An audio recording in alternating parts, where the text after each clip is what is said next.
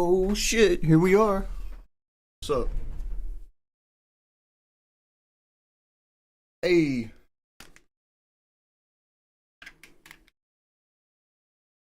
Let me see how my audio is doing.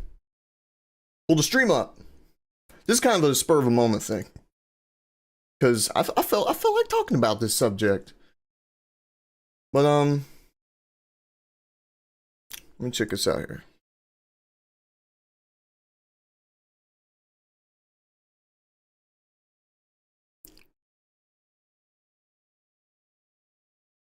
Okay, I think my audio is good. So, first off, let me get out of the way what I'm doing here. Oh shit. I guess I need to full screen it, wouldn't I? Let me go ahead and do that. Will this work?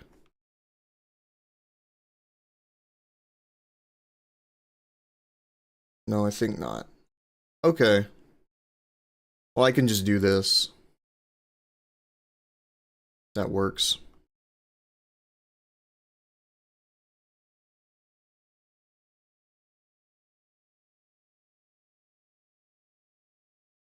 Can I stretch to screen?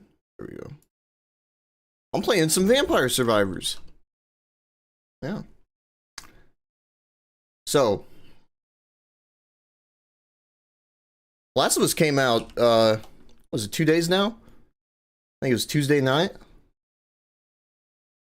Or Monday night? Sunday night? It was Sunday night, okay. Because I watched it Monday. And the show's currently sitting at a 9. Oh, it's dropping. Oh. It's currently sitting at a 9.4 out of 10.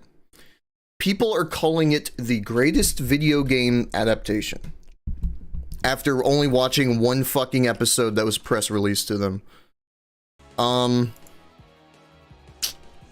I watched it, right? Because this is the greatest video game adaptation. Better than Arcane? Better than Cyberpunk Edgerunners? Listen, that's a whole other discussion, but it's not hard to be better than Cyberpunk Edgerunners. So yeah, people were singing high praise. Oh, I should probably turn this down, because this will stun lock me. Actually, I'll turn it down on my side.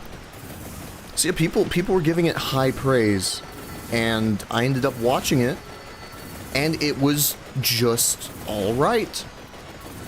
I mean, that is the greatest, that is the biggest compliment, but also kind of the biggest diss that I can give it simultaneously, is that it was just alright. Because the thing about it is, right, they changed a fair bit from the game, but they also kept a lot of it the same. And it's been a long time since I played the game, since I watched a playthrough of the game, anything.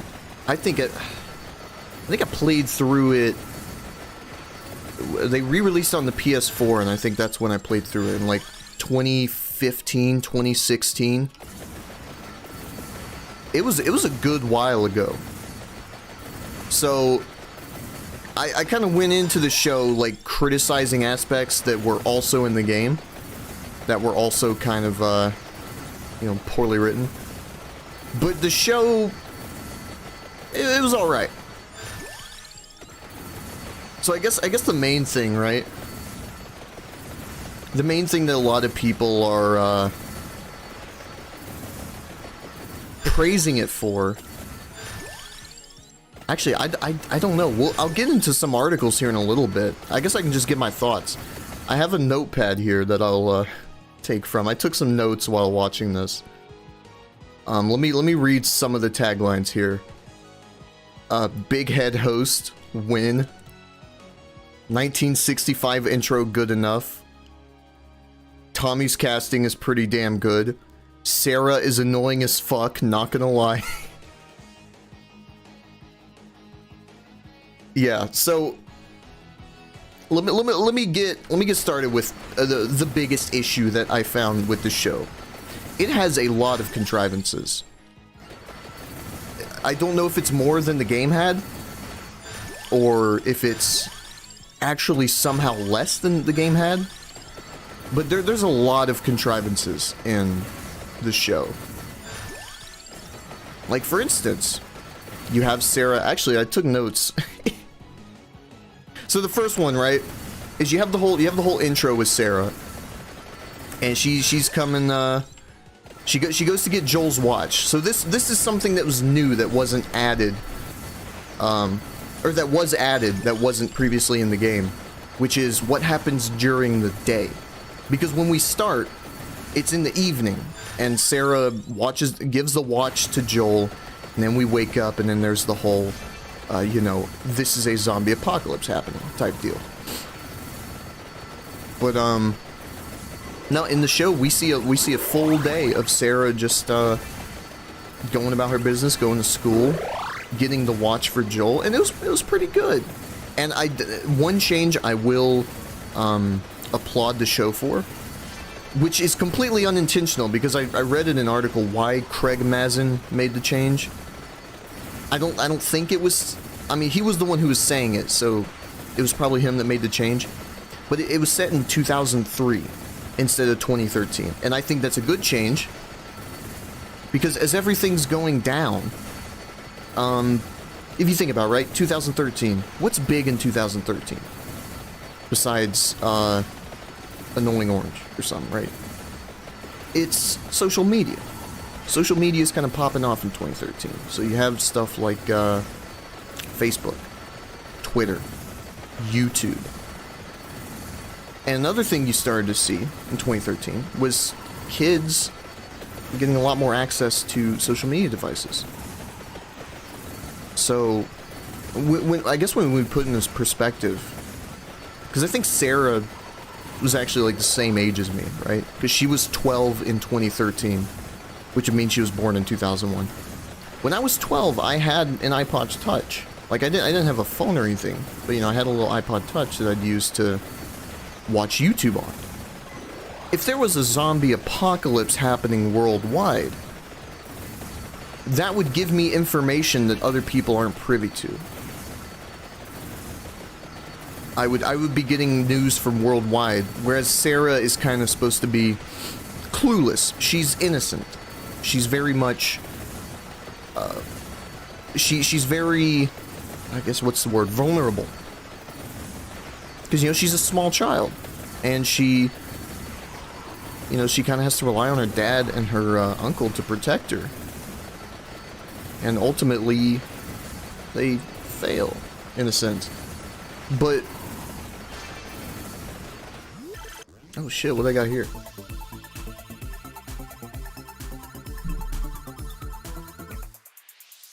Oh, it's an upgrade. So yeah, with Joel and with Sarah, it made more sense for them to scale it back to 2003.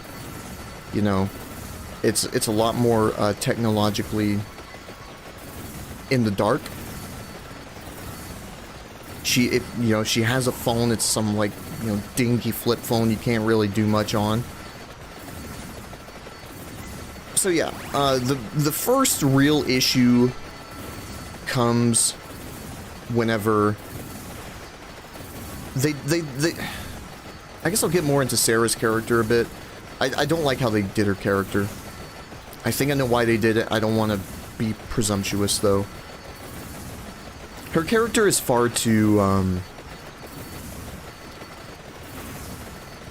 it's kind of removed from what she was.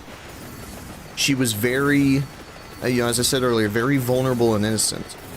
But in the show, she's doing shit that, like, I don't think any 12-year-old girl would do.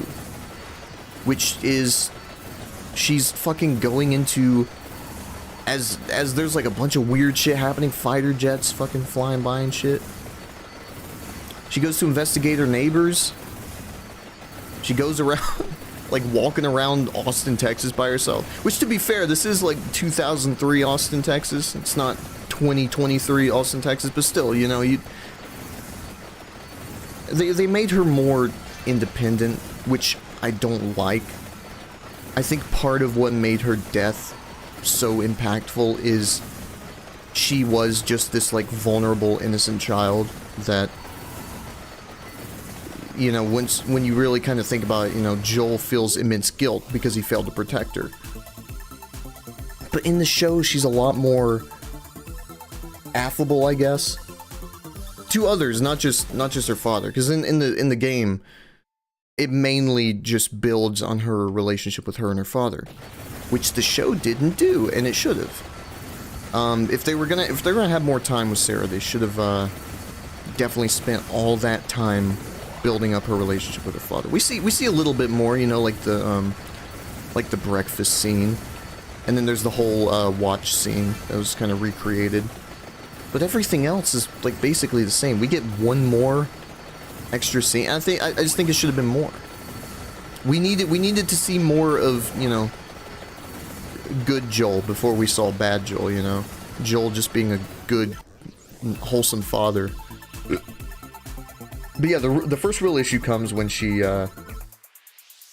wakes up. So they had the whole thing with the Adlers, which is kind of it was kind of filler, not much happening there, but it does provide our first kind of glimpse at the infected with the granny.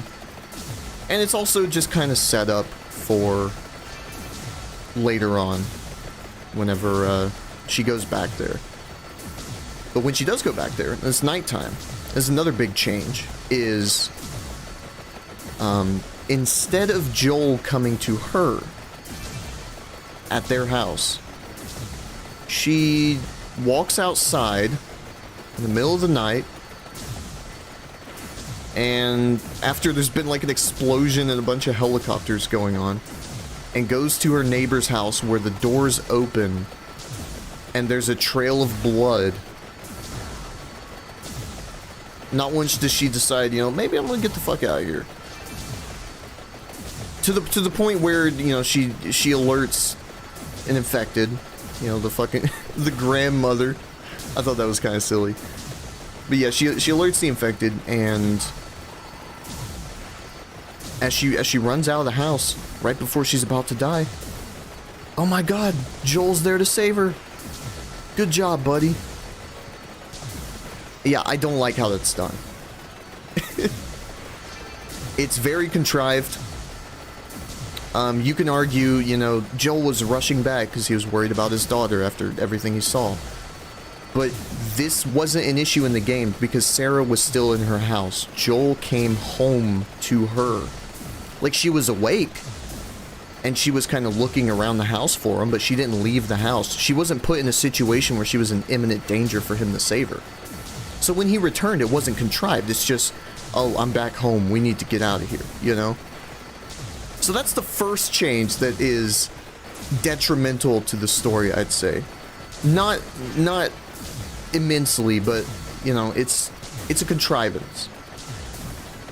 And it, you know, when you have a lot of small weights put on someone, you know, it's like, what's his name, Giles Corey, the Town of Salem guy, crushed by weights. It adds up over time. Until eventually you do get crushed by weights. So,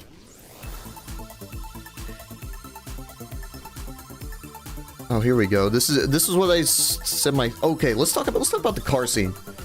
That was brilliant. The car scene was brilliantly recreated. I was kind of in awe when I saw it at how well they recreated it. It was super seamless. There was no real like, oh, this is a TV show. And this was one of those things that really, I think, translated well into TV. Because if you were to see this, right, it would just be a straight cut to them, like, on the highway. You know, you'd see them pull out, and then maybe a couple of shots of them talking, shot, reverse shot in the car. But no, this is kind of done as, like, one big continuous take. And it really adds to, like, the anxiety of the situation, because everyone's just panicking, the camera's panning around at all the chaos going on, as Sarah just, like, sits in the back, fucking helpless, and Joel and Tommy are trying to, like, tell her everything's alright.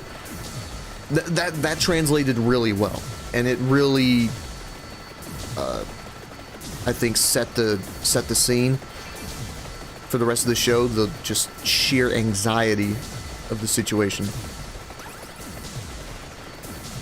So I listed this as a contrivance, but the more I think about it, I'm not really sure.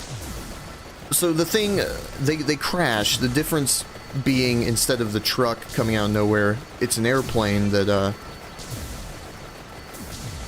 falls out of the sky, blows up, and then one of the pieces of the airplane like fly off and hit the truck. I think that's a bit more contrived than the truck out of nowhere. There's a lot of elements at play that lead up to that, but like, it's not a big deal at all. So yeah, she gets out. Joel, Tommy, and her, they're getting out of there. But you know, this cop car comes out of nowhere last second and like separates them. I don't remember if that happened or how it happened in the game. It was a little forced. But that's not the big issue, right? That's setting up for the bigger issue. So yeah, Joel and Ellie are running away. They catch the attention of an infected. And then, right before they're about to get got, there's a soldier that saves them. And then the soldier is ordered to shoot them. And right before they're about to get got, Tommy saves them. This is something you want to avoid in writing, these whole, like, last second. Oh, don't worry, I'm here, I saved you last second. Like, it's set up, right? Because we know Tommy's gone, and he's like, I'll find a way to get back to you, you know? But the issue is just the timing. It's always the timing of these things. Tommy is pretty believable. A lot more so than I'd say the soldier, because, you know, the soldier shoots the infected. Tommy can be like, oh, there's gunshots, maybe I should head over there. But yeah, the soldier showing up, that's a little, and it'll happen again at the ending. But yeah, the whole intro plays out the same pretty much, and it's really good for the most part. I mean, like, does a great job setting up the show. I guess my biggest complaint is, and my friend Caden brought up a really good point whenever I was rewatching the episode with him, is the soldier just kind of just shoots him. And it is the same way in the game, and I'll bring up the same argument in the game, although the soldier is a lot more reluctant in the game, because he's like, but sir, she's a child. As opposed to just the whole, you know, evil government man. Just following orders. But yeah, it's... I'll buy it as, you know, needing to have happened. And it's not outside the realm of plausibility. Or definitely possibility. But I just think in that situation, I think it damages Joel a little bit, right? I don't think it's really established as him knowing what goes on, what causes the infection. I think he did in the game, I'm not quite sure.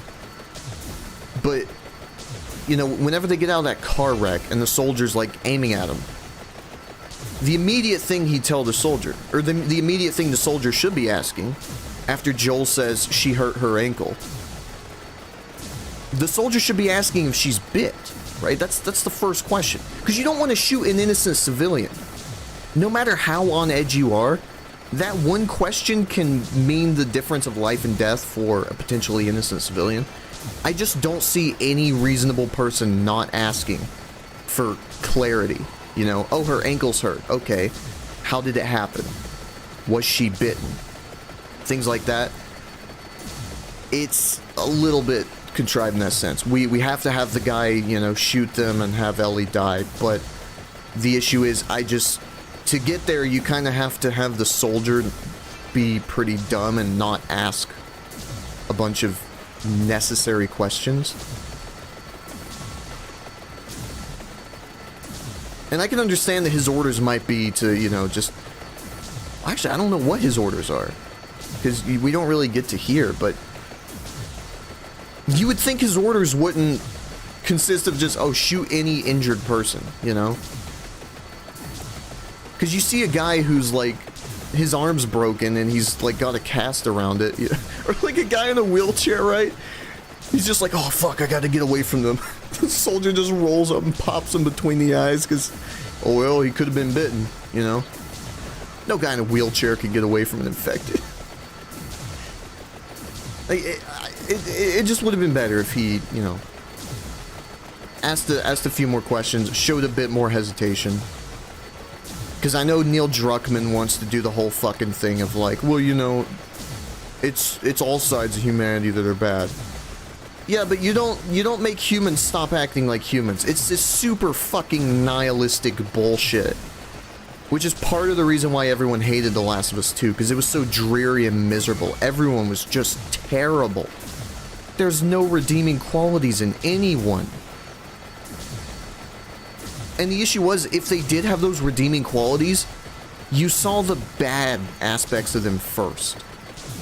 So people can't really relate to these characters. Like, I'm just saying, right? You see a guy like Adolf Hitler, right? Can't believe I'm going here. You're a lot more likely to sympathize with him if you know his entire backstory. If you're like, you know, you get to spend some time with him, talk with him, kind of, you know, break bread with him, so to speak. And then he's like, well, I want to gas all the Jews. Because at that point, you're like, well, I don't want to kill you. I think you can be redeemed. I think I can help you out of this mindset. Oh, you've already started. Okay, well, shit. You know, but the point is, when you establish these characters as someone the viewer, the audience can sympathize with, and then you start to kind of deconstruct them, well, then that creates conflict. Because the person in the audience don't know what to feel. I used to really like you, but now you're doing a bunch of heinous shit. Breaking Bad is kind of the apex of that. Where you get someone who's very sympathetic. He has a lot of natural sympathy. He has a disabled son. He has terminal cancer. He has a somewhat, you know, unhappy life.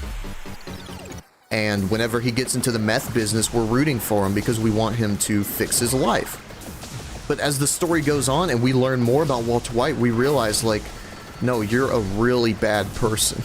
You're not doing this for any sort of selfless reasons, like, you know, helping out your family. You're doing this because you're petty and you have a lot of pent up regret about, you know, how your company turned out.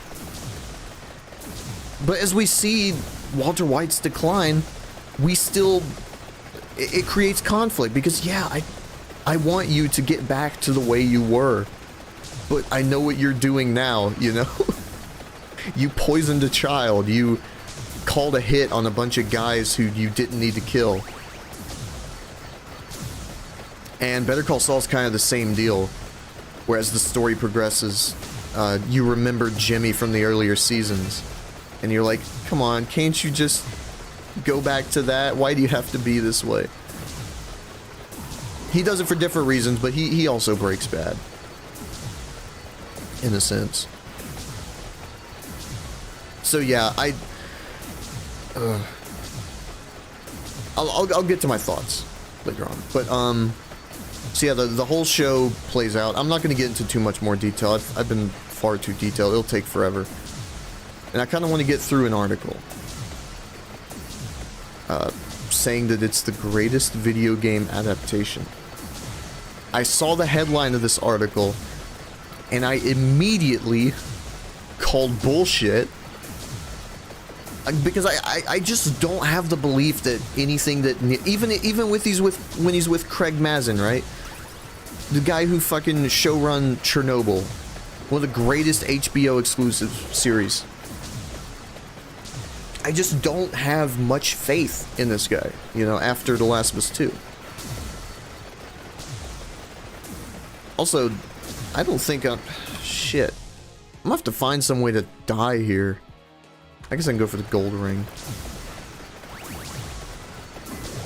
But yeah, the show progresses, and it's pretty fine. There is one thing I want to draw attention to. Number one, Bella Ramsey's American accent, not very good. She breaks accent immediately on the first line. When she's counting. She kind of says, like, full instead of four. It's minor, but, like, listen, you had so many other options. I'm not going to give you a pass on this. You had so many other options. And you listen, my pick would have been, and this might be a, oh, I don't know though. Sadie, I was gonna say Sadie Sink, right? Because she was in Stranger Things. She's proven herself to be a really good actress, and I think she would be able to pull off Ellie really well. I guess the issue with this comes with, well, you know what? No, this isn't an issue, because if fucking, what's her, Liana Mormont, if she can pull off an American accent, Sadie Sink can pull off like an, because she's from Texas, right? So your immediate thought is, well, she plays Sarah, but she's kind of too old to play Sarah. So you kind of have to concede, you know, she can get rid of the Southern accent. I just think she would have been a better choice. Hi, what are you doing? I'm talking about The Last of Us games, show, stuff of that nature, writing. I'm also playing Vampire Survivors. This is a very fun game. But yeah, yeah, I'm still not convinced by the casting of Ellie. They need to do more of that. But the big thing I'm going to draw attention to is this soldier guy who we get to see. Yes, please kill me. I need to finish this level. Okay. I think I got the... Yeah, the soldier guy who Joel's selling drugs to. Oh, what the fuck happened to my, like, achievements? That game has somewhat epilepsy. I don't have epilepsy. If you have epilepsy, I'd recommend turning your eyeballs off, you know?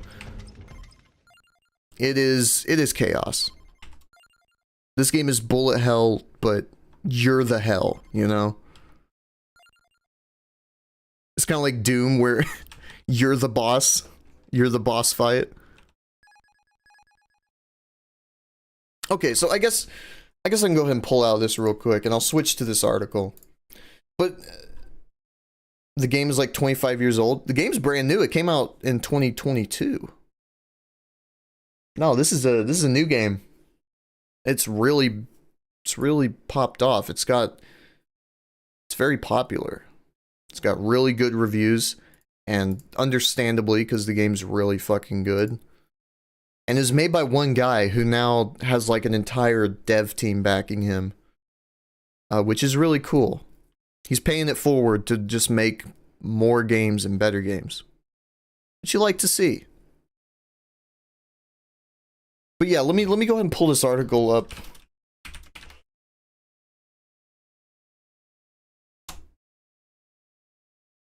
Oh, Jesus Christ, it's a BuzzFeed article?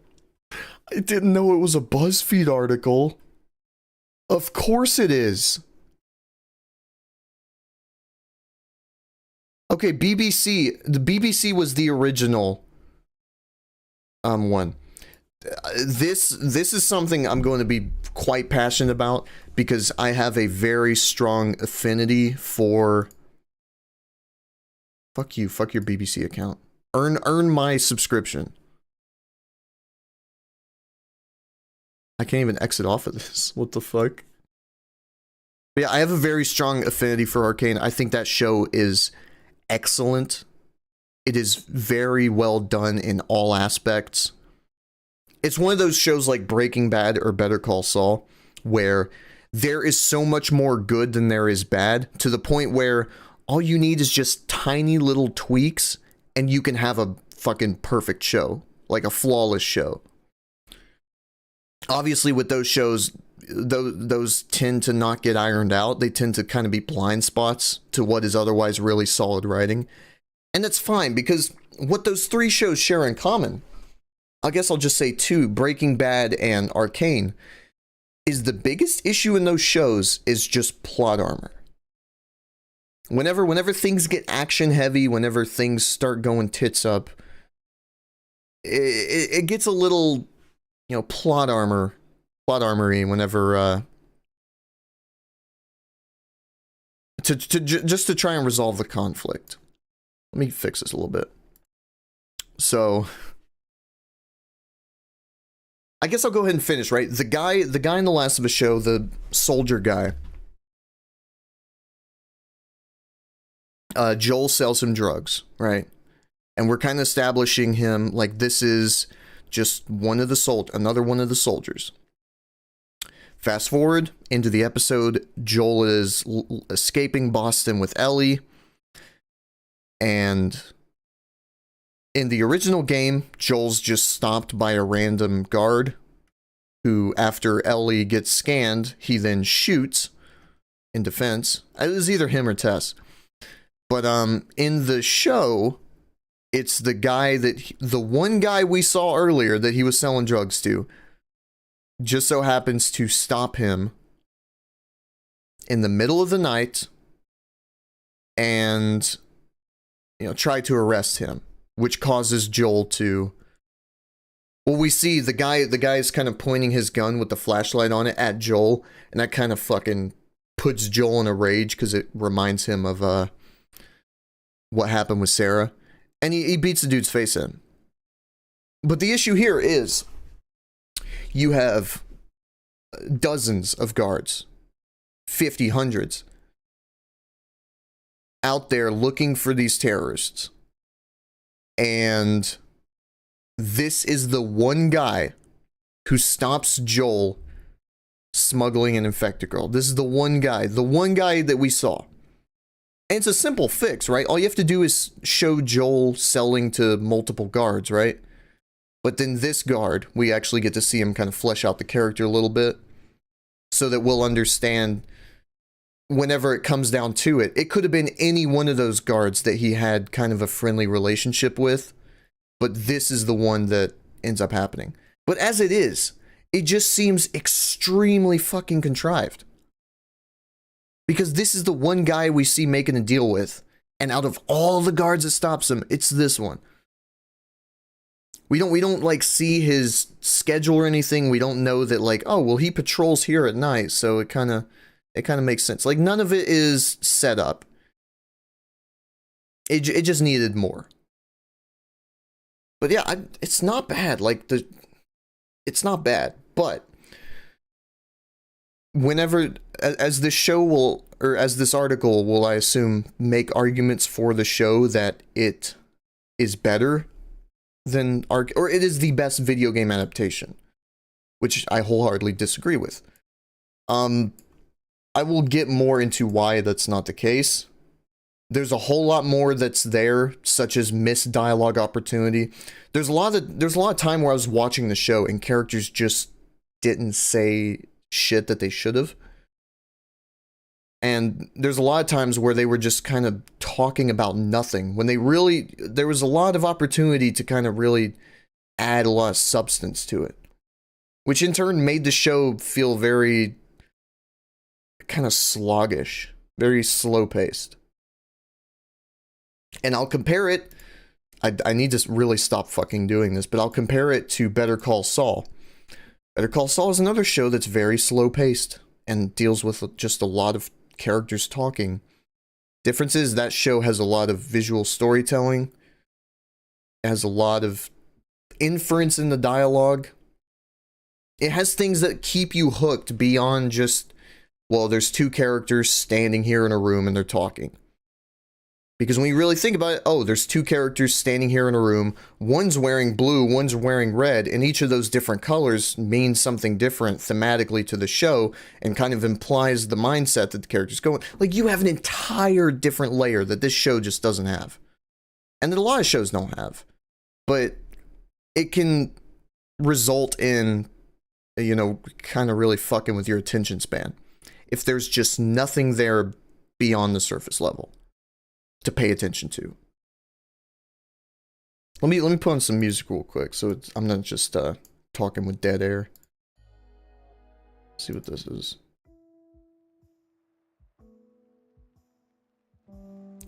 I guess that'll work. Okay, so I'm gonna go ahead and read this. This HBO show starring Pedro Pascal and Bella Ramsey is a remarkable achievement, writes Stephen Kelly. Live action video, oh, is he gonna... No, this is the tagline though. You can't backpedal and say live action. Live action video game adaptations are hardly renowned for being serious works of art. Hey, listen, don't diss my man Uwe Boll, right? Far Cry, masterpiece. Postal, stupendous. At best, the last decade has produced well-crafted family fare such as Sonic the Hedgehog and Detective Pikachu. At worst, the genre has found itself defined by a string of cynical mediocrities and unwatchable failures. Cynical mediocrity is exactly what I would describe The Last of Us 2 as being. I guess it might also be a failure. I'd call it a cynical failure more so, but this show is going to have a lot of work to do to get to Last of Us 2 and not make it feel like another fucking punch in the nuts. The challenge tends to be twofold. Video games themselves, while capable of telling compelling stories on their own terms, do not translate naturally to movies and TV shows. While the people in charge of financing or making those movies and TV shows have been known to have little respect for what makes them worth adapting in the first place. Halo is the #1 example. Neither of which is the case for HBO's remarkable 9-part adaptation of The Last of Us, generally regarded as one of the greatest video game stories ever told. It is, I guess I'd have to replay it. I've seen a lot of pushback on that game's story over the years, as people kind of look back on it with rose-colored glasses. I think the issue was just this was one of the first like big movie games, which is why everyone was kind of blown away by it. Like, what the fuck? Why is the story so good? No, it's just because every other video game story is like mediocre at best. I'd certainly say probably God of War is probably the like better than The Last of Us. I'd be comfortable making that claim. But sure, as a whole, I think it's safe to regard it as one of the greatest. The issue is it's now competing in television. And television has a lot higher bar of writing standards than video game. Because it's a lot more constrictive. It's a lot more thoughtful, you get a lot more into the character's mindset. And you can see games like God of War do this, because God of War is like fucking 40 hours. And they make the most of it with all the passive dialogue and stuff. But you know, a lot of video games, they kind of suffer from the whole ludonarrative dissonance.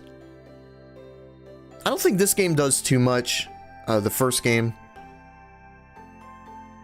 Second game does, because the whole story tells you, oh no, I must spare Abby even though I've killed 500 people to get to this point.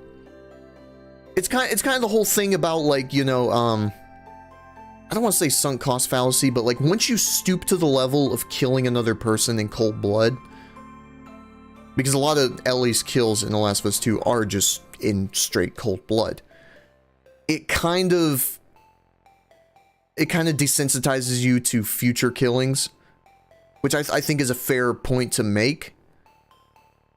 I think it's certainly something worth exploring that isn't explored, because the story wants us to believe Ellie would spare Abby. No, she fucking wouldn't. She caved in a woman's face with a lead pipe. Or a crowbar. Neither are fucking fun. She stabbed a pregnant woman in the belly. She fucking killed a dog with her bare hands. Get the fuck out of here with the whole, oh, but she'll spare Abby because Abby has a trans daughter that she's looking out for. Fuck off with that shit. No, she wouldn't. Everyone she knows and loves is dead or crippled. Tommy got cucked. Joel got killed. Jesse never was even a character to begin with. He just got fucking written out of the story. They didn't know what to do with him. He's there and then he isn't. Dina doesn't shed a fucking tear.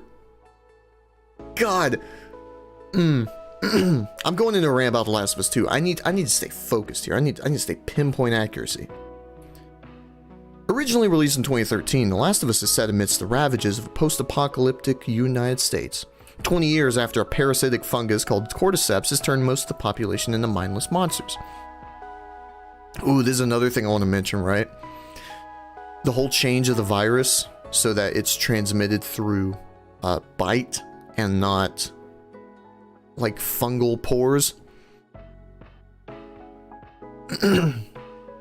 I don't know, it's just kind of a bit odd with the world building.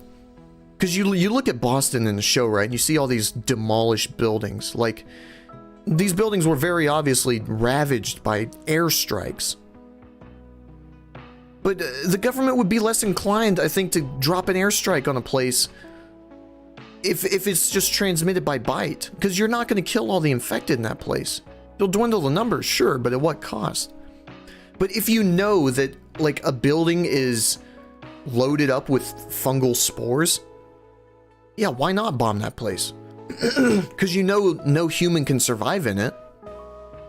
And all you're doing is reducing the chances of human infection possibility. I'll have to see what the show does with it. It's just an interesting change. It follows a hardened smuggler named Joel, who's been tasked with escorting across the country Ellie, a teenage girl with an apparent rare immunity to the infection. In an interview with The New Yorker, creator Neil Druckmann recalled how in 2014, a film adaptation fell through because executives wanted to make it bigger and sexy. Serious. I'm having a stroke, Jesus Christ. Bigger and sexier, like the Brad Pitt film World War Z. Yeah, I'm sure that's what you want to do, right? Is, make another World War Z. Everyone loved that movie. The game, however, offers a more intimate story. It is a character study of astonishing depth, offering around 15 hours of gameplay. It burns dark, violent, slow, thick with an atmosphere. Right. Druckmann himself has referenced the Coen brothers' film No Country for Old Men as a touchstone. That's interesting. No Country for Old Men is a really good fucking movie. I can understand how he would kind of get to that point. But I think he's taken the wrong message away from a movie like that. No Country for Old Men, people don't just die randomly, right? The main character, I forget, Llewellyn, I think Llewellyn Moss is his name. He dies for a very obvious reason, and that's his greed. He's the one who willingly gets himself wrapped up in cartel business and gets this hitman put on his trail because of the money. And obviously he thinks he's hot shit, right? He served in the war. I think he did. But he's like, yeah, I can take his son of a bitch. Well, no, you can't, because that son of a bitch is Anton Chigurh. So he gets decimated. Him and his wife both get killed as a result of his greed. But that movie is not just a whole, people die because the world's shit, This ain't no fucking Walking Dead. Characters die in that movie as a result of their own consequences. As a result of their own actions, rather. And Anton Chigurh is kind of just a deliverer of those consequences. That's a really good movie. People, people should just watch everything that inspired Druckmann instead of Druckmann's actual work, and I think they will be much happier. Well, I say that. No Country for Old Men's not a happy movie, but, it's good. And it also has the whole aspect that it's not even named after. It's named after Tommy Lee's character. I think it's his name. I'm not good with names. Or Tommy Jones, whatever the fuck his name is. Tommy Lee Jones. Is it both? I think it's both. But the old hardened sheriff who's past his prime. He's always one step behind the killer. And at the end of the story, it's an unsatisfying conclusion for him. He doesn't catch this guy. Because this guy's just of a new generation. He's past his prime. And the ending of the movie is basically him just saying like, well, I guess that's it for me, you know, I'm gonna retire.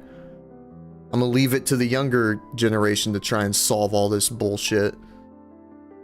That's what the name comes from, No Country for Old Men. He's an old man. It's no country for him. He don't know, he can't get shit straight. Anton Chigurh's just too good for him. He's past his prime. But yeah, I'm just gonna be praising that movie all day. It is an essence that has been captured deftly in this small screen iteration by both Druckmann and co-showrunner Craig Mazin, the writer behind the similarly dark and atmospheric 2019 HBO drama Chernobyl. It is a faithful adaptation in everything from look to score to feel. It is faithful? I guess we'll have to see. I've noticed a trend, or I guess I've noticed something that I think Neil Druckmann has tried to do with the first game, particularly when rewriting it for the show.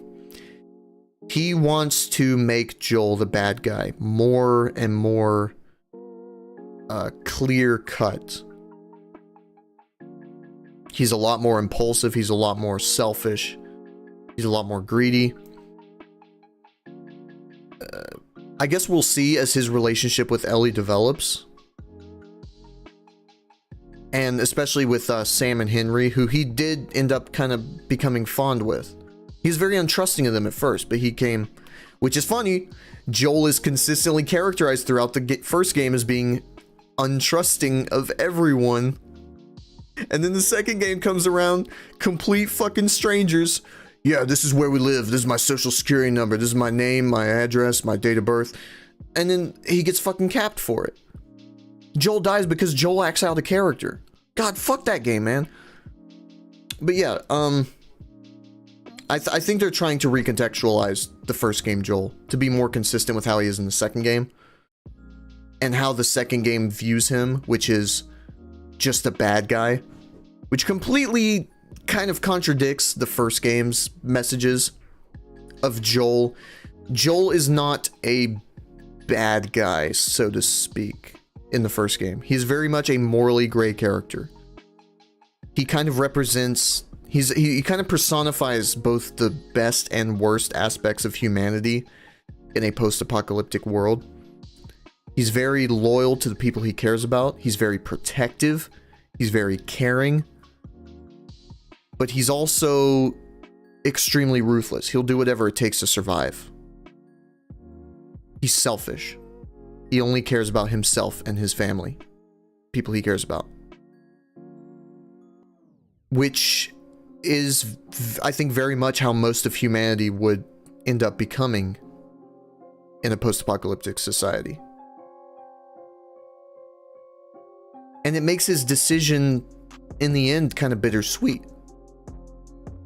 Because yeah, he kind of removes this opportunity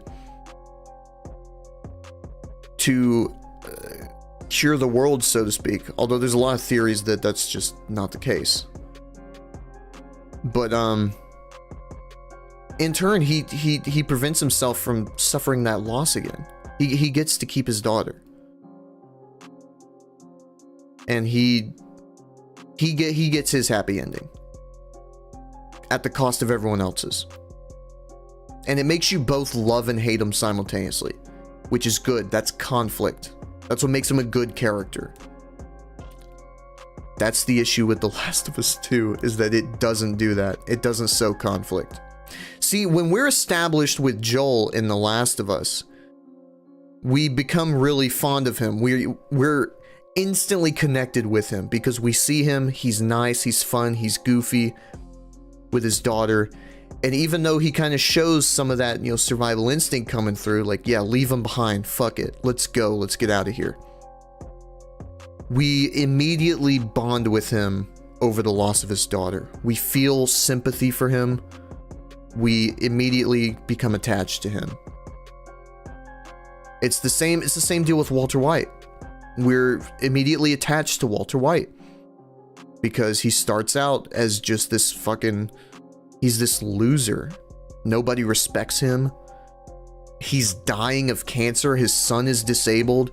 His wife is having a daughter. Is having a child. Like, it... There's a lot of factors in play that get you to fall in love with this guy. And the same thing happens with Joel in The Last of Us. What doesn't happen is that with Ellie in The Last of Us.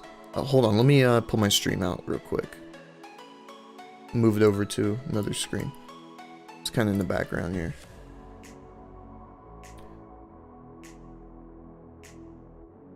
And I think that's what this show is failing to do. It's failing to get us to empathize as much with Joel as we did in the game.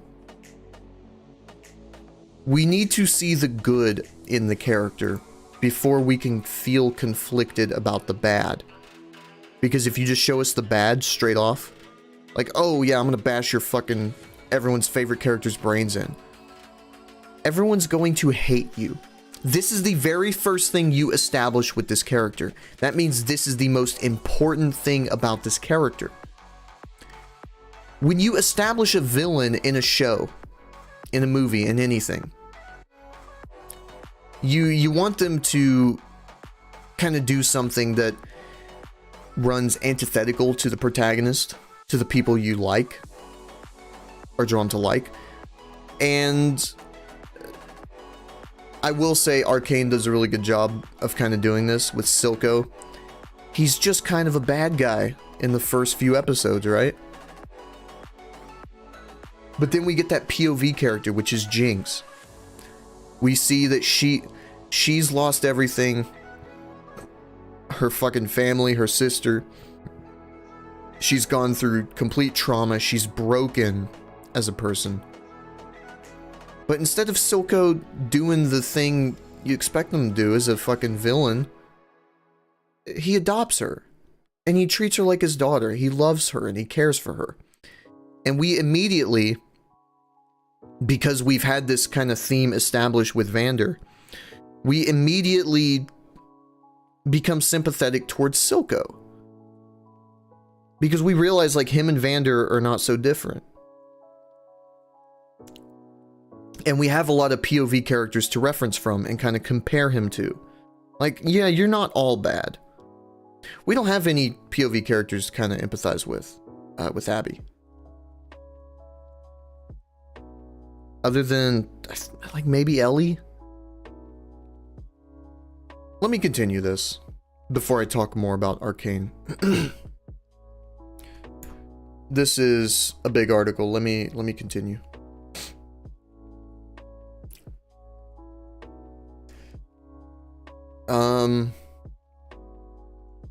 Yeah, they're talking about the game. Still.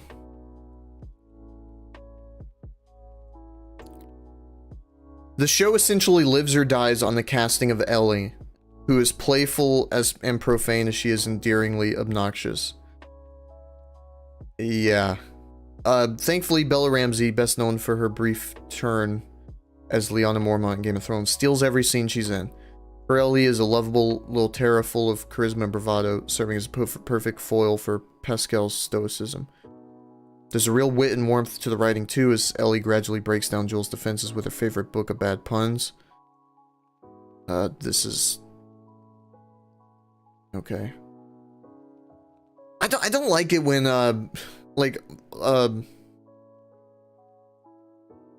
when, like, people who write articles try to, like, flex a little bit, try to, like, prove their, like, novel writing chops, like, "Can I ask you a question?" she whispers in the dark as both of them try to sleep in the woods. Why did the Scarecrow get an award? Like, stop. If you want to write a fucking novel, go write a novel. You're writing a news article. Shut the fuck up, please. The humor is much needed in the bleak, violent world that they traverse, where people are just as dangerous as the infected. Yes. The video game is episodic in nature. It's not episodic in nature. It is split into different acts. It's a 4-act structure.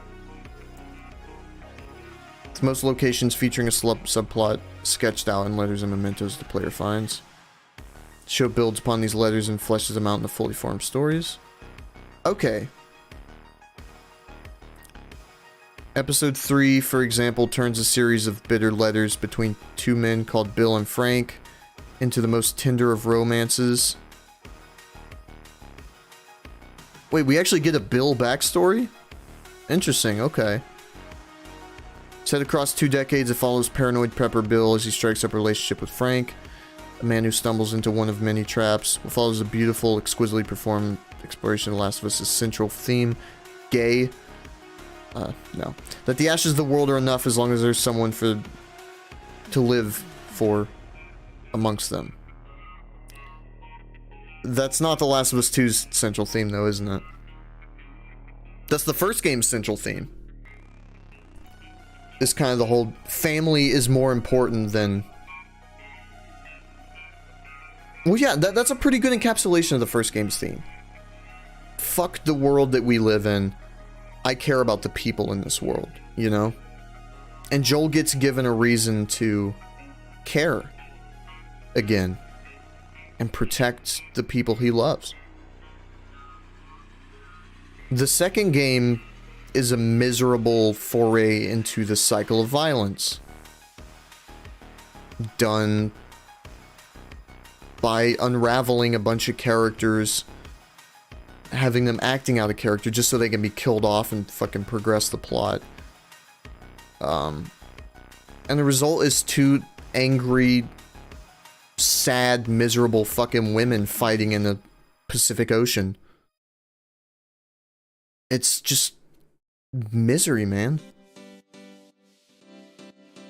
It is a sentiment that is turned inside out in episode 4 and 5, which follow Joel and Ellie as they make their way through the aftermath of the bloody uprising against an especially fanatic branch of Fedra in Kansas City. That's new, I think? No, I don't think it is. Oh, he says fascistic, not fanatic. Same thing, I guess. The superb Melanie Linsky features here as the chillingly violent and vengeful leader of the revolution. She wants all collaborators executed with a special emphasis on a man called Henry, who murdered her brother. These episodes also feature some of the show's best action sequences. Okay. It's not perfect adaptation. There are scenes early on that feel too gamey for television, such as those where Joel and Ellie are sneaking around a museum. Yep, there's a lot of just walking around without much really being done. That could have been omitted. Time could have been saved. While the latter half of the series feels like it needs one more episode to even out the pace. Huh. There's also the fact that no on-screen adaptation of The Last of Us will ever truly capture what makes the source material so interesting, which is to be immersed in the world, yeah. And yet it doesn't feel even remotely controversial to call this the best video game adaptation ever made.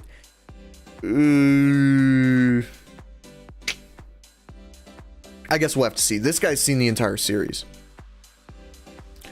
I do not see that. Just from the first episode, this is not better than Arcane. I think you can make the argument that it's better than Edge Runners. I'll make the argument that Edge Runners is overrated as fuck. But it's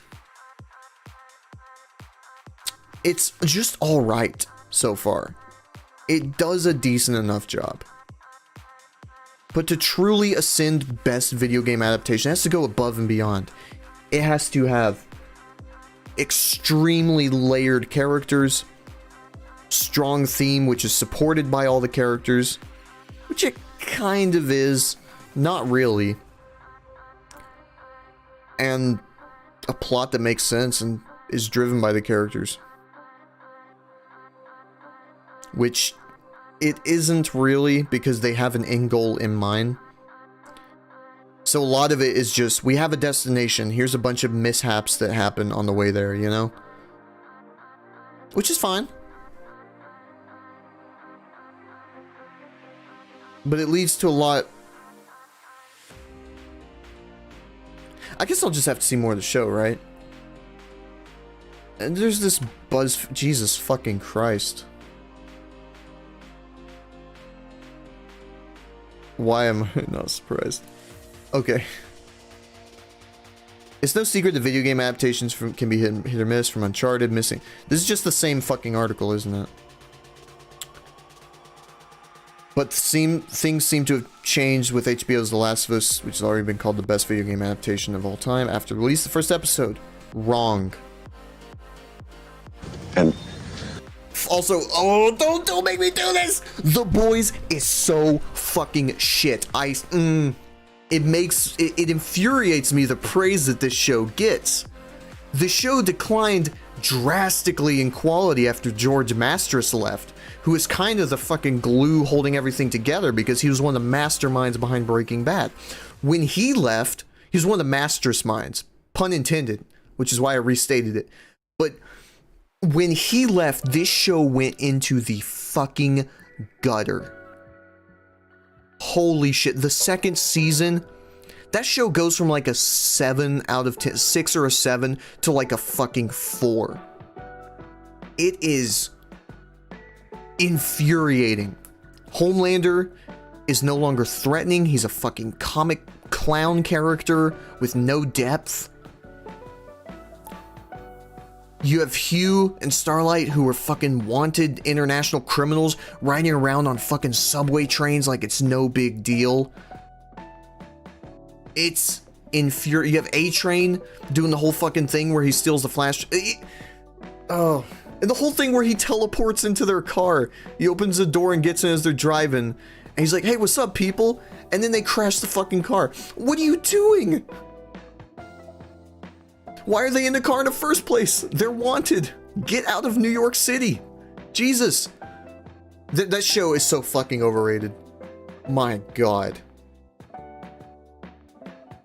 But yeah.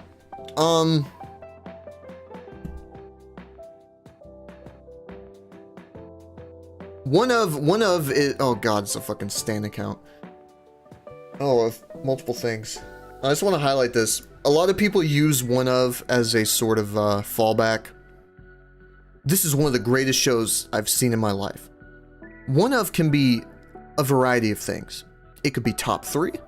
It could be top 10. It could be top 50. A lot of people use One Of when they don't want to make concrete claims. They want to leave the door open just in case someone calls them out and they're like, well, I did say One Of, you know? Like, come on. Okay, yeah, Arcane, fair enough. Cyberpunk Edge Runners, okay. Like, I'm comfortable with making a concrete claim that Arcane is the greatest video game adaptation because it... Like, I would be willing to defend that claim against any other show you threw at me. I'd have to watch that show, probably. Like, I haven't seen the Castlevania show. There's a fucking Dota show. There's a Dragon Age show. Like, everyone's trying to hop aboard the whole, like, animated fantasy show now. But, yeah, I think a lot more people, too. Now with Edge Runners' big success, we'll be seeing a lot more of it. There's that fucking Blade Runner animated show, too, which I haven't seen, but hasn't been reviewed very well.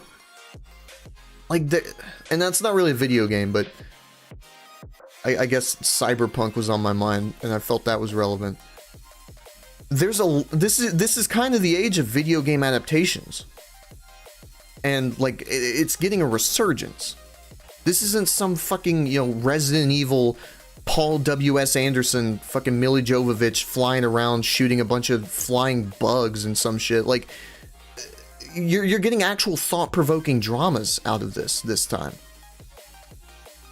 And competition will be fierce. Right now, it's kind of a big 3 that's holding it together. Edge Runners, Arcane, and this. Supposedly. I wasn't dragged in by the first episode, but you know, to To say one of is a fucking cop-out, man. Just say this is the best, and be willing to be proven wrong. See, this guy's got the right idea.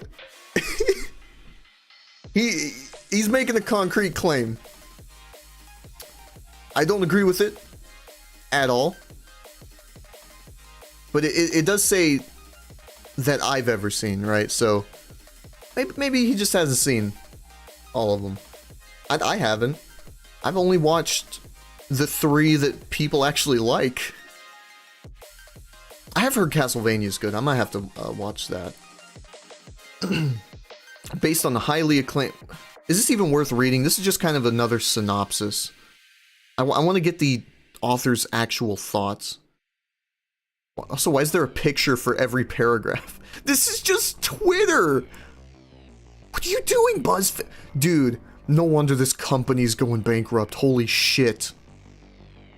Jesus Christ.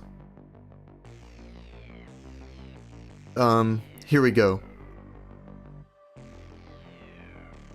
But having seen the first episode myself, I have to take my hat off to the series creators Craig Mazin, brain behind the Chernobyl miniseries, and Neil Druckmann. As pointed out by fans, the parallels between the video game and the series are beyond incredible. It almost felt... Did this bitch just embed her own fucking tweet in her article? Okay. It's only been 1 episode, but The Last of Us has already surpassed my expectations. It hasn't for me, by the way. It's fine. The parallels between the video game and the series are incredible. I think this will be a video game adaptation that both fans and newcomers can get behind. Until Season 2 comes out, right? Then both fans and newcomers will be put off again. But yeah, hopefully Craig Mazin will actually fucking put Neil Druckmann in check, like Bruce Straley did for the first game. Jesus Christ. That guy needs to be kept in check, because some of his ideas are just plain fucking retarded. And he does them anyway. Because the thing is, right, and I can kind of understand the sentiment. You know, a lot of these really good shows, they have these teams of writers who aren't afraid to just shoot out ideas and then shoot them down. But when you get into the whole, like, kind of hierarchical, like, political structure of, like, Naughty Dog, especially with Neil Druckmann being the co-president, you're just gonna have a bunch of yes men. You're just gonna have a bunch of people saying, dude, this is so good, holy shit. Hey, what if you did this? And he'll either say yes or no, but he'll still have that positive experience of you praising his work. That is entirely fucking unearned, because you want to be in a position of more, you know, say 5 years from now, have a better resume. Like, it takes a real artist to be willing to throw away what people think about them for the sake of the quality of the art, of the product. And from everything that I've just seen, man, from both Uncharted 4, less so from Uncharted 4, but definitely from The Last of Us 2, it just seems like a bunch of unchecked power. Just a bunch of ideas fucking puked in with little regard as to quality control or redrafting. Like, Last of Us 2 feels like a fucking first draft script. And even if he did redraft it, which I'm sure he did, right? And the other writers, the issue is they didn't redraft it with the idea of critiquing their own work as much as they probably should have. They had a lot of blind spots. But yeah, I understand a lot of people doing the whole parallel shots. Here's where I stand, okay? I don't give a shit how faithful an adaptation is. I care about the quality of the story. A lot of people who are fans of League, first of all, I pity them. Second, they make the arguments that Arcane isn't very faithful to the League lore. They're all the time changing shit about the League lore and like retconning stuff. And Arcane is no different. It retcons stuff about the League lore that was previously established. So it's not really faithful, is it? But the difference is it can stand alone. It can stand on its own as a very well-written piece of entertainment, which should be the #1 priority for a video game adaptation. Is not whether or not it's faithful to the video game, one-to-one, but if whether or not it can stand on its own as a TV show.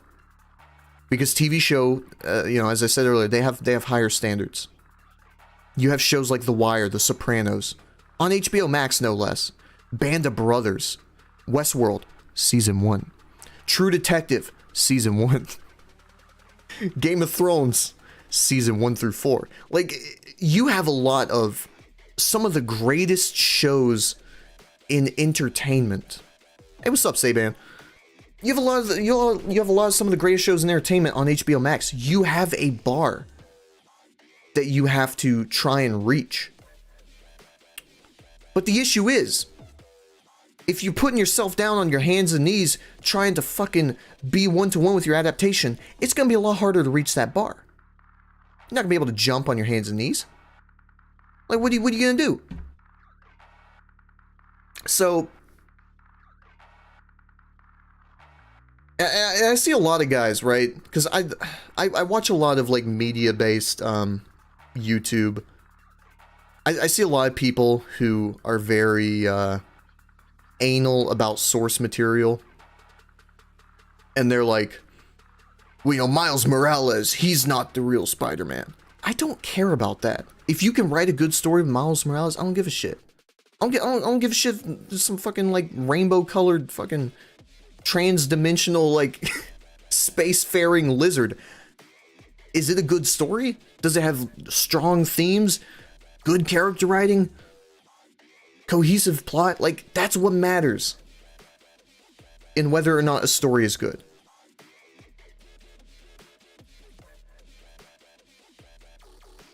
Now, the thing with Halo... the thing with Halo is not only did they not adapt the source material, but they also didn't make a good show. It's impressive. And video gamers, they're a certain beast, man. They care a lot about their accuracy to the source material. And there's a lot of like diehard comic book fans who are kind of like that, with all the Marvel shit and DC shit. But video gaming is an infinitely more popular space. We just want content to be... Yeah, exactly. Like, the messages, like, all these fucking people, right, who's like, SJW and woke. Like, you can have something that's pushing these left-leaning messages that is well-written. Mr. Robot is kind of like a whole, like, anti-capitalist message. It's a good fucking show. And that's first and foremost. That you create art. It's not about what you say when you're creating the art. It is that the art is of a high quality. When we talk about how good the camera work was in the truck scene, yes, the camera work was really good. That was probably the best scene in the entire show. Was the thing that was ripped one-to-one from the game. Oh god, is that a stan account? That's fucking cringe, bro. Or is that just a guy that looks identical to Pedro Pascal? The answer is no. Jesus fucking Christ, man. This scene alone lets me know. Okay, so everyone's praising the same exact scene. But they don't really get into the whole 20 years later part. Which is, listen, if I were to get really into depth about that, I would break down exactly why it is pretty insubstantial. There's not as much character building as there should be, especially in the first episode. There is some good stuff, like Joel burning the child's corpse, we kind of see how he's changed over the last 15 years, how his attitude's changed. He's a lot more nihilistic. He's a lot more just fucking dead.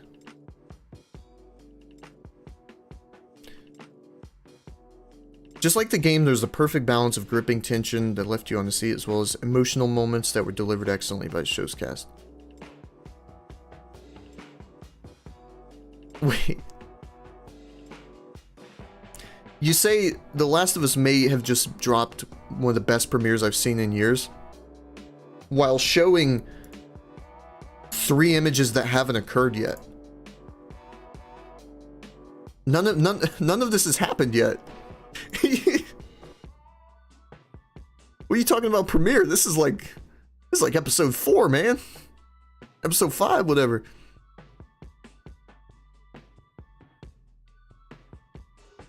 While it's still early days, it's a welcome change. Not only see the...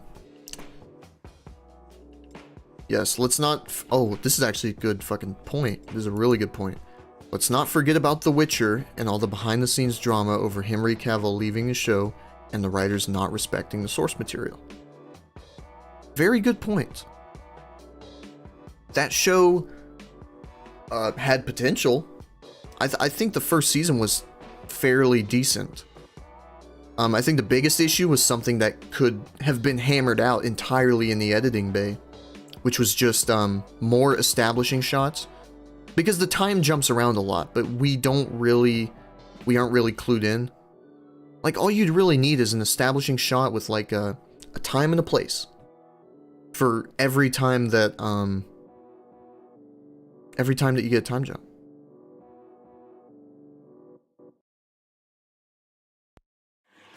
You can see how much care and work went into crafting the show.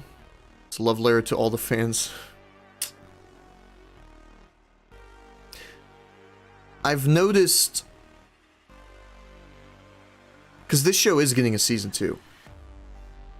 I think that's all but confirmed. I can check.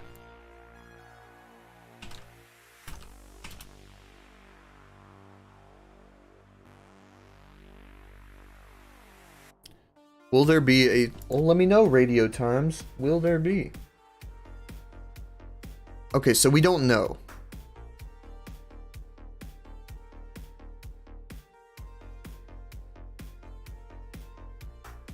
So the answer is probably yes.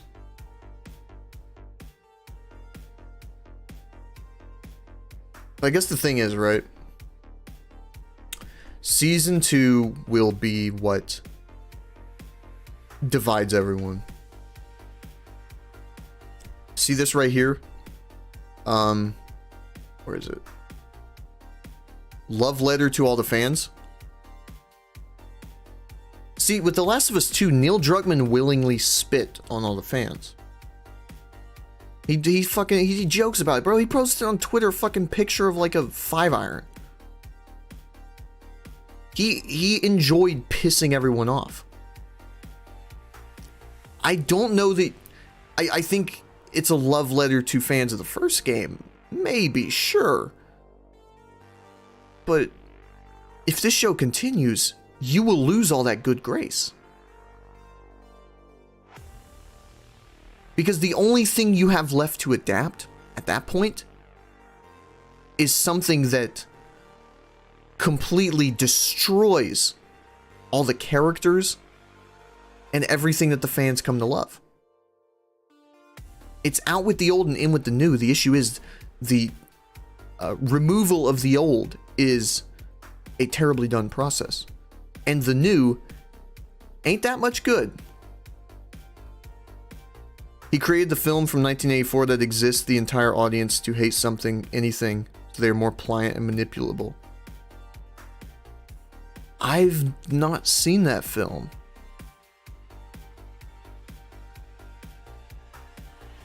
I guess you'd have to expand on that. Oh, you just mean like do you just mean 1984? Like Orwell?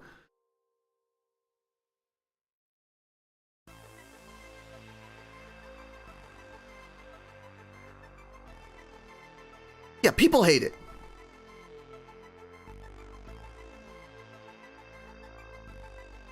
And I think you see it a lot with sequels. Although I will... Oh. Oh shit. So it's... I had no idea about... So it's like it's like a spiritual sequel to like the 1984 novel? But it's not really spiritual because it shits all over it and everyone hates it? Damn. But yeah, you see it a lot with sequels, right? Where creatives lose touch with what made their shit so popular, their show. And as a result, when it comes around to making a second, third, fourth movie, season, you begin to struggle. You need to have some real visionaries to keep a show good. You need to have some real visionaries to keep a movie franchise good. There's a few I think I could name. Actually, no. I don't think there are. Terminator died after 2. Aliens died after 2. I remember watching the Oceans trilogy. I don't remember anything about that shit. First one was good. Predator kind of died with 2, somewhat. And those are all 80s movies. Well, late 70s and 80s movies. But I don't really know what the issue is. Other than just a severe misunderstanding of... Because you had the quality. You had the ability to make something of quality in the first place. So, like, you should be able to do it again. Like, look at... Oh, God. I will keep doing it. I don't care. Look at the fucking Vince Gilligan shows, man. Breaking Bad, season 1 through 5. It kind of dips a little bit in some places, but it maintains a consistent level of, this is a good TV show. Better Call Saul comes around. He promotes Peter Gould to co-showrunner. And they do it again for another 6 seasons. It too has its kind of plateaus and valleys, but it maintains a consistent level of respect for itself, for what came before it. And it maintains a consistent, what's the word? I guess, I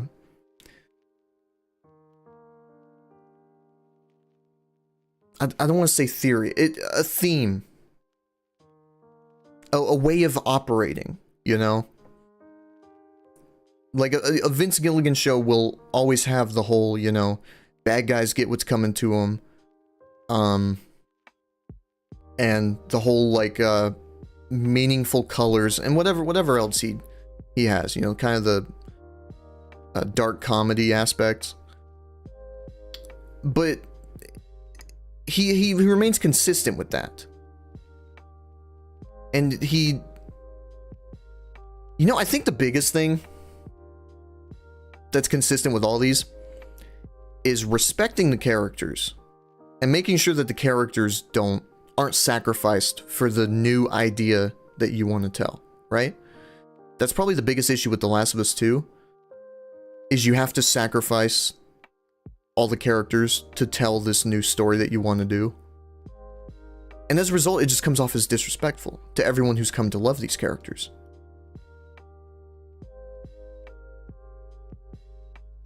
Terminator Dark Fate, man. You have to disrespect the old characters so that you can do what you want to do that's new. They killed off John Connor from T2 John Connor as well, which makes it extra fucking infuriating. Duh, this is the true sequel, guys, don't worry. There has to be a lot of consistency is the name of the game always with good writing. You have to apply consistent principles to your writing. Characters have to be consistent with what you've established them as being. The pacing has to be pretty consistent, otherwise people will either get really bored or like really fucking sick of action. And the themes have to be applied consistently, because otherwise, what are you gonna do? Like in the first episode, like, you know, this is a story about a father and daughter relationship.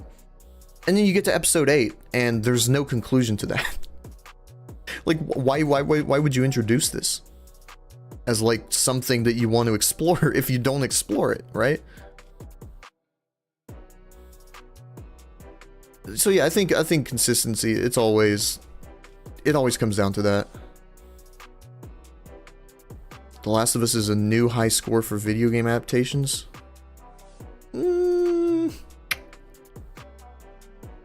Disagree. Who is this guy? Fico Crangiano. Or Cangiano.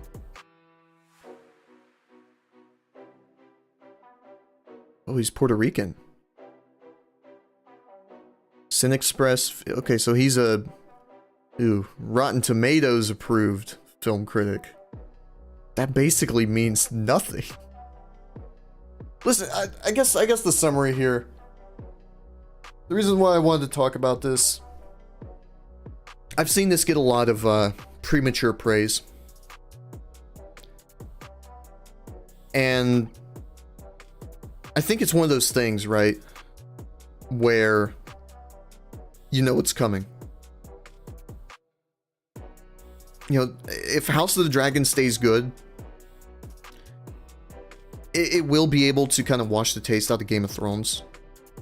Or of Game of Thrones from people's mouths, because it's a completely different show. Yes, it's the same universe, but it's so far separated from that story that you can enjoy it on its own. If they ever get to The Last of Us 2, it won't be an entirely different show. It won't be some spin-off. This will be direct season 2. This is the follow-up. This is so good, it's the same name and everything. This is just the continuation of the story. That's going to lose people. It's going to lose a lot of people. I think it'll be interesting. It'll be very interesting to see what happens with that. I think I know what's going to happen with that.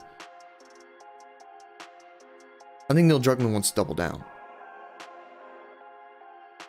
I think the guy has an ego that he won't let be put in check by his co-showrunner. And I think as a result, The Last of Us 2 will also be a faithful adaptation. And as a result, will suffer poorly again.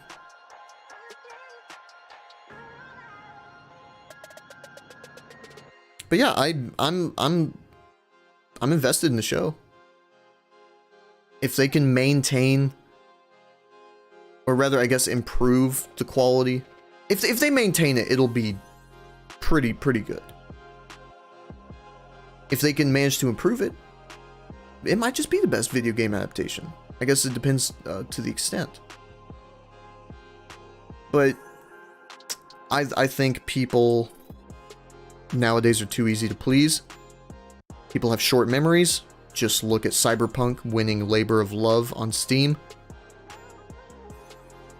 You were robbed, and now 2 years later, you are praising them for adding in the stuff that should have been in the game day one.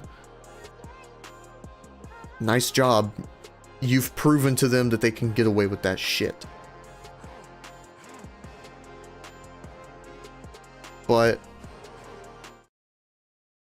I guess we'll just have to see.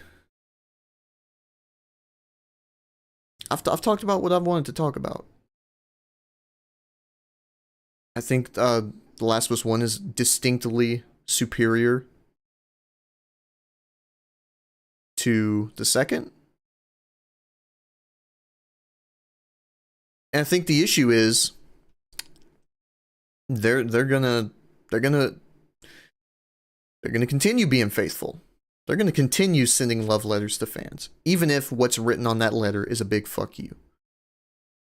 So we'll see.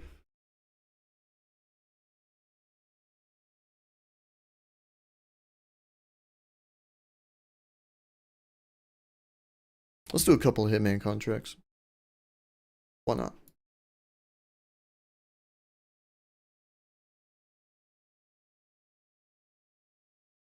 Let me change the title here.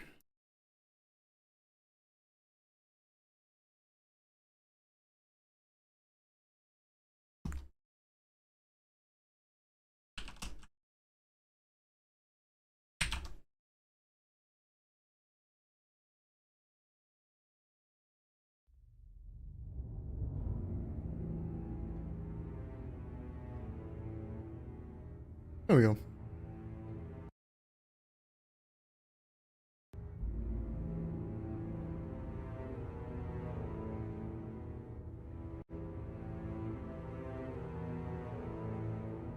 Oh shit. Try to turn this off. There we go. Good old looking for a game to capture.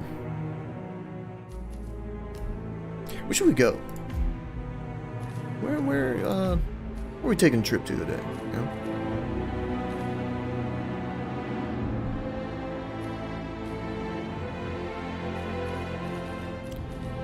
What's this one all about? Actually, I want to do something I haven't maxed mastery in. So like this.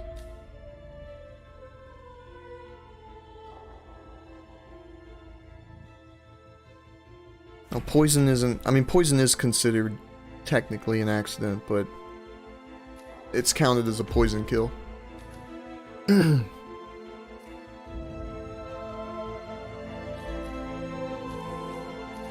I've been kind of doing these, like, backlog ones. They've been pretty, simple. Yeah, these. I guess, what is this one all about? Book and Beauties. Hatchet and a fire axe. Okay. That'll be interesting. Do I have a hatchet and a fire axe? No. I'll have to find one. Okay.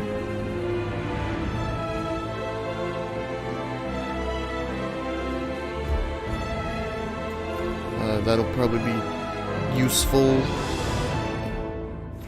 Yeah. Do not change your starting disguise. Ooh. Well, if that's the case.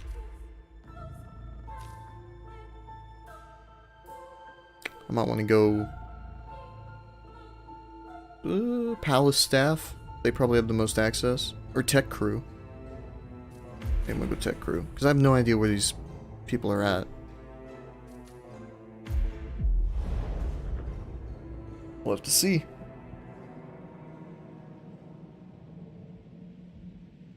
I don't know why this game's so quiet, man.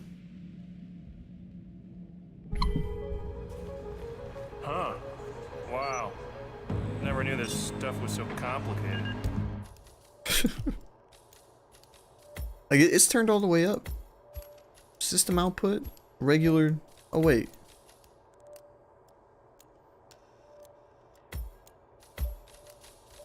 That's just louder. What's this one for? Yeah, that's a fireworks remote. I wouldn't touch it if I were you. That's actually a bit better. Expecting a heads up before we trigger the display. Oh!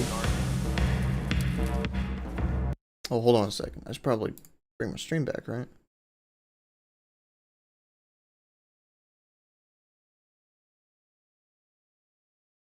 There we go.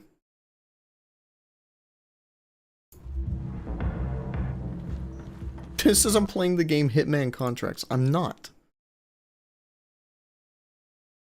Stop it, YouTube. Stop it.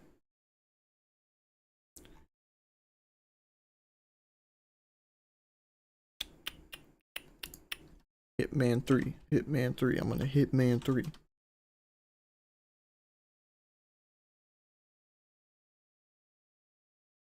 There we go.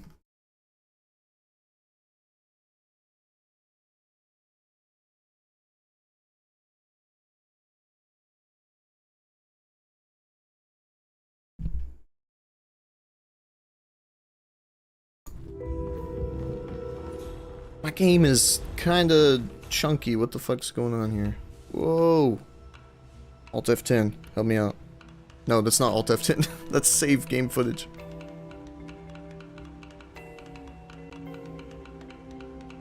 I need to not actually save game footage. That's precious storage space.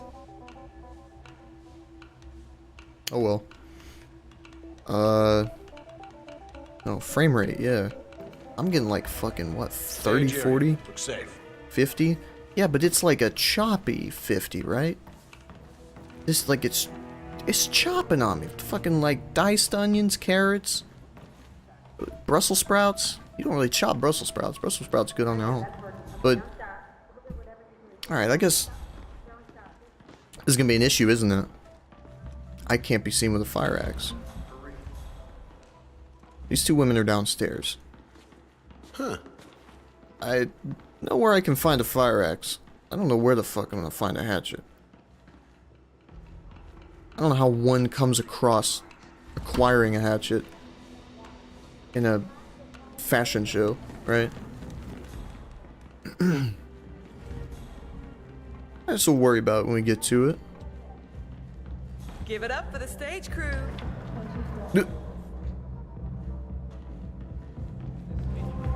Big screwdriver. Is this just me, man? Cause it's gotta be, right? It's the paint that makes you. No, I'm getting like 40, 50 frames here. There's the fire axe. What's going on? What's going on, big guy? You just tripped my wife. Alright, fuck you, I guess. I'll deal with it. No fucking shot.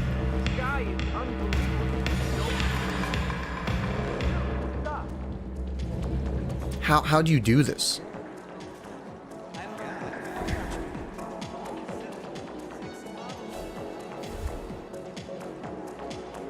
Dude, there's no way. Is there a fire alarm or something? I could pull, maybe? Rat poison? Oh, I think I know what it's trying to tell me to do. These two women are drinking. All right, stage crew. Hey. Do they stop drinking?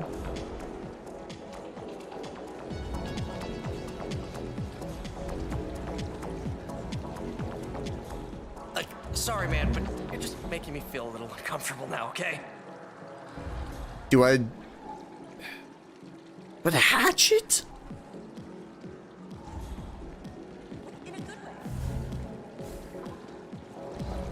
Hit maps. Help me out, hit maps.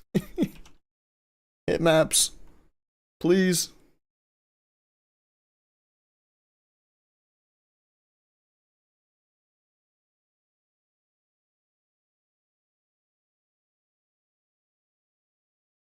Hatchet. What room is that? Outside?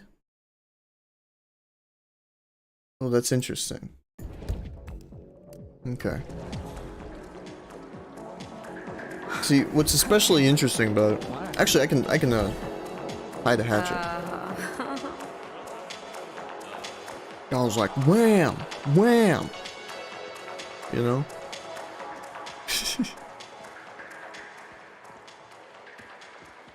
It's out here somewhere. Is this hanging around? I think it might be in this gardening area. Oh, I'm good back here.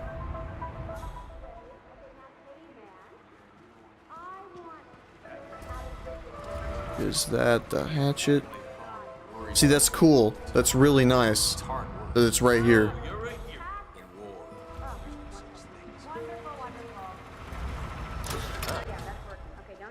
Everyone turns to investigate, but not the guy I need to turn to investigate. I can do this. Watch this. This is gaming right here.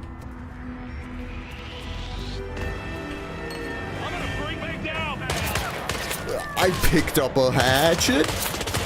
What?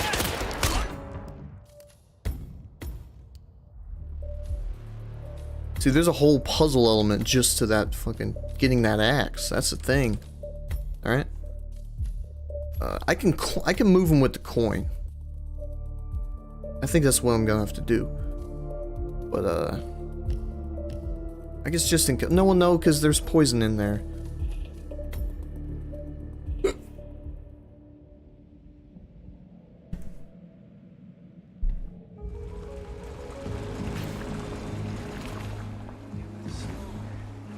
Wow, now my frame problems are gone. That's magical. I thought the hatchet would be one of the things I could, like, just pocket. There's a camera in here, isn't there? I guess not.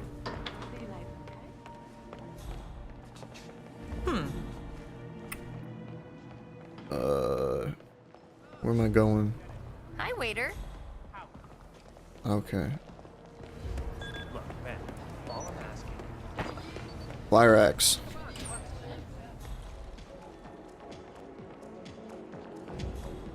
Here's what I should probably do. Number 1.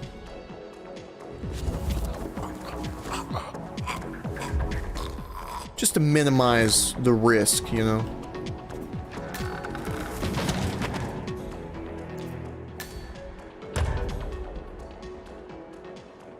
Oh, here they come.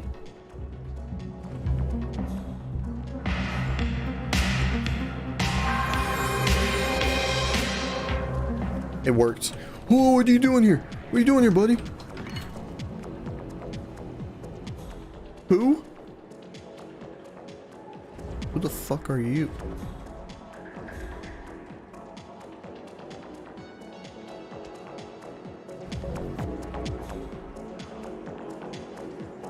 I think I could have poisoned that.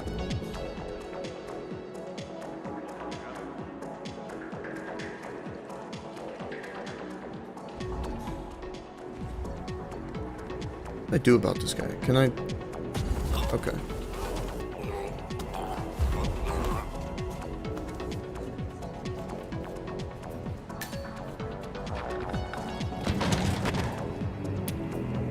Now the issue here, right? I need a hatchet.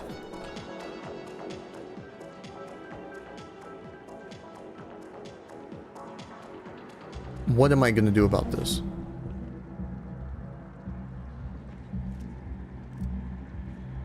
Someone will spot me.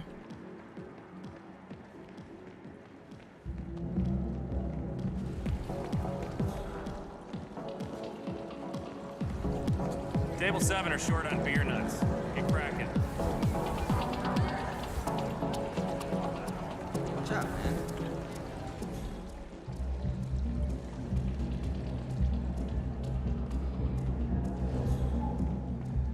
Is there any other hatchet I can get?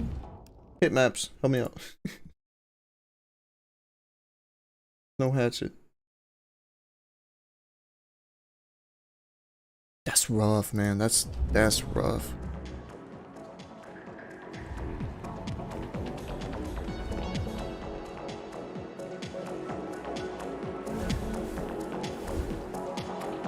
They just stay there too, don't they?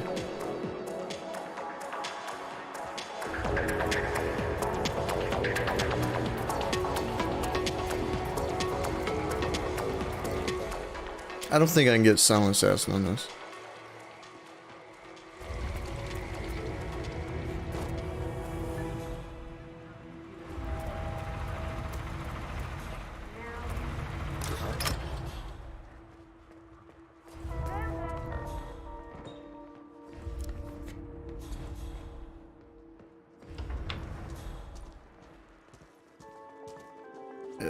That's not gonna work. Actually, this will work. Say what? What? What? Was off. Now is on. What?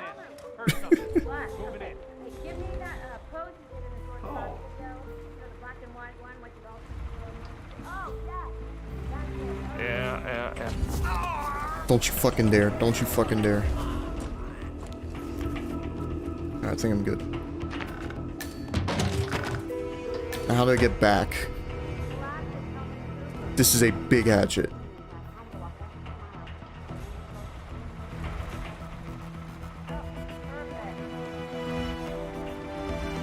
This is a stealth mission to transport this thing.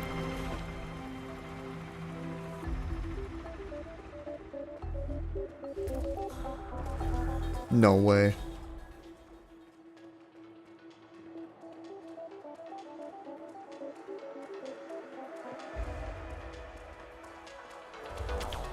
There's no way. Wait, I can go in through the building. No, I can't. There's no way.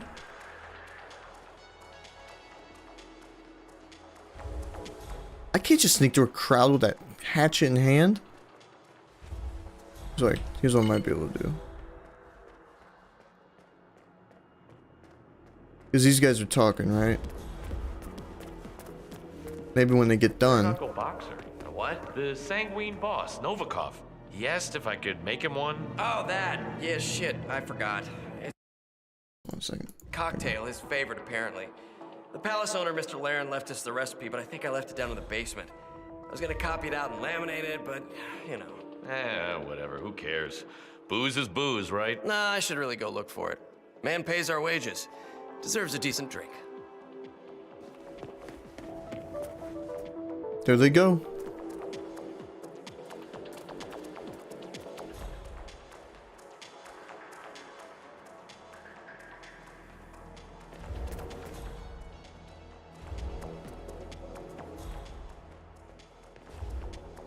This is gonna require a miracle.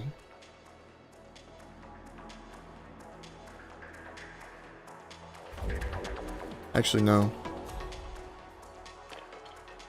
I can just do that.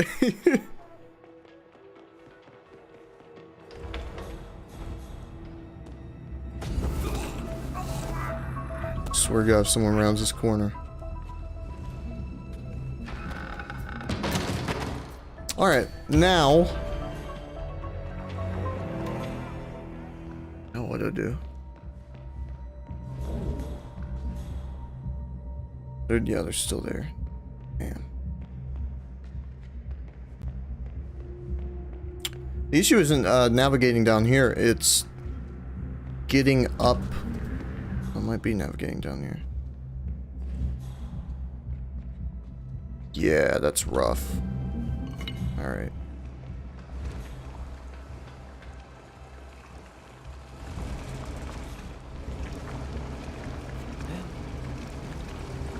What? No!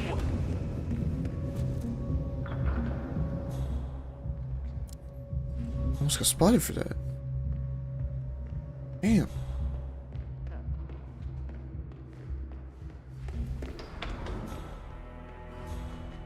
No, I'm going up there. What am I gonna do about these guys, man? I don't... Well, I really just need to get the one on the far end. But I think this one... Oh, shit. No way. Oh, this is huge. This is not huge. Yes, it is. This is huge. See you, boys. Getting the fuck out of here.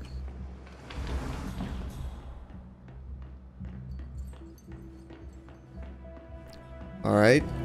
Problem solved. Now, the next problem. Actually, problem not solved. I took the wrong staircase. There's... Yeah. There's another staircase I could take.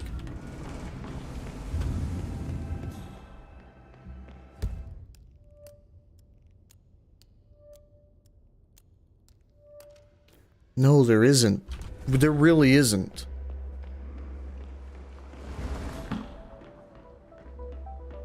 I thought there'd be a second staircase up through the building, but I guess not. How? How is this remotely possible? I can't start out as a guard, so it's not okay for me to carry a hatchet. Where's the bathroom? This is the bathroom. This is where they'd be led.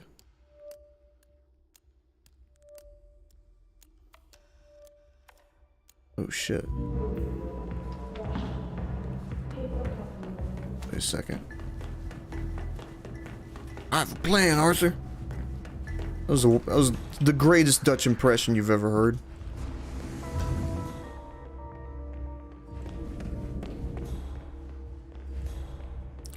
Let me, yeah, because I really, I don't need to bring it to that back room, do I? I just need to fucking, ooh. There we go. Alright, you got my attention. No, I didn't.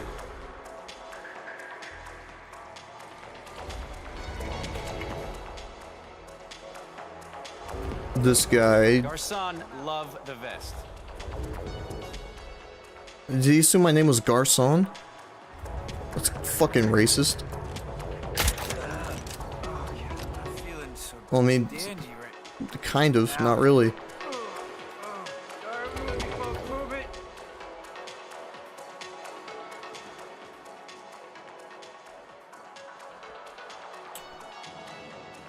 Theoretically,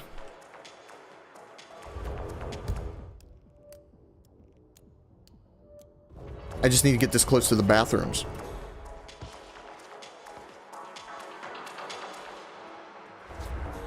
Oh no. Oh, that was not a good throw. I made an error. You know what? Sick of this shit. I'll get the fire axe one.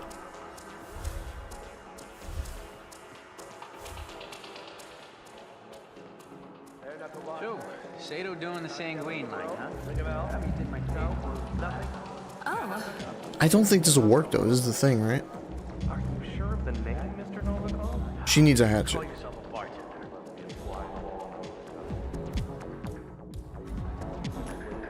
Gee. That's gotta be on it.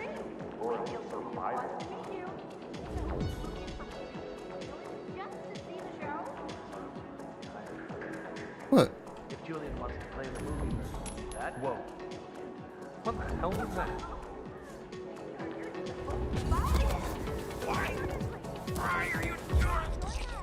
Perhaps later. There's a plan. That's not good for me, actually.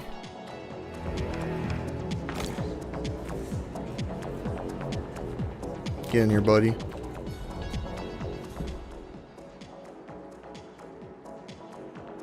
What about now? What if I were to do one of these now? Huh? You're shitting me. You heard that, right? If you check over there, I'll check right here. No problem. You don't have to.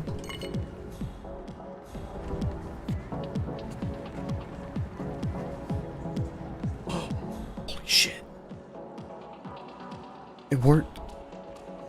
It's gotta be rats. They can make the weirdest sounds. Oh well.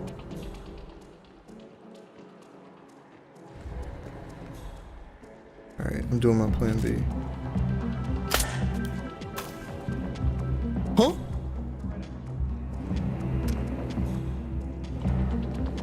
whoa!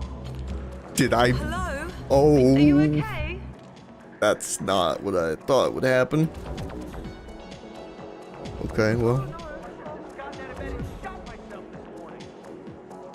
What? Get off their arms and give a girl some help.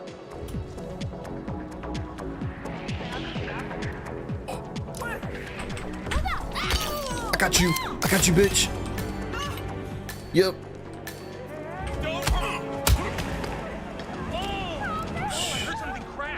Yeah. No.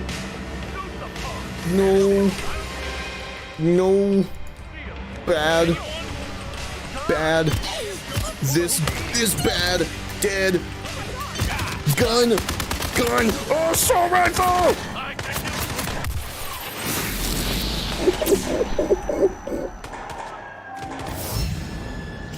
Jesus Christ.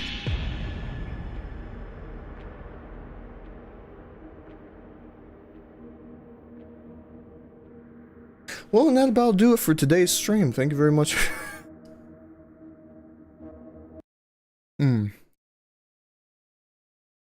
Yeah, I gotta go though. Listen, that was it was a mission accomplished, right? Technically, when we think about it. Yes, an agent was lost in the field, but he did his job. So, in a sense, he accomplished the mission. It's that easy.